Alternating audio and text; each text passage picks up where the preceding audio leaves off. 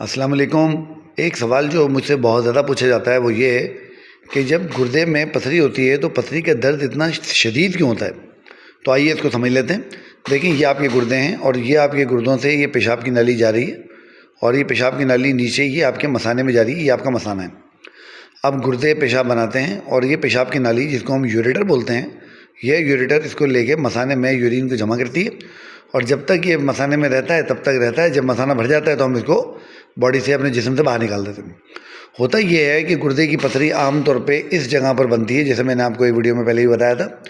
اگر یہ پتھری کبھی یہاں سے پھسل کر اس پیشاب کی نالی میں پھنس جائے تو پیشاب کی نالی ہماری مسلز کی پٹھوں کی بنی ہوتی ہے، وہ پٹھے بار بار کانٹریکٹ کرتے ہیں، سکڑتے ہیں، پھیلتے ہیں تاکہ اس پتھری کو نیچے کی طرف پش کر کے مثانے میں دھکا دے دیں تاکہ یہ جو رکاوٹ ہے یہ رکاوٹ ختم ہو جائے۔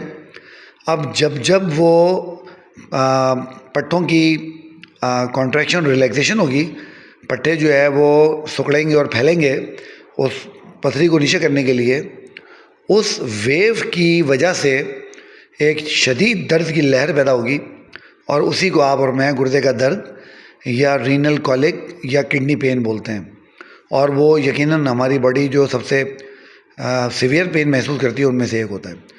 تو امید ہے یہ آپ کو سمجھ میں آ گیا ہوگا کہ یہ معاملہ کیسے ہوتا ہے۔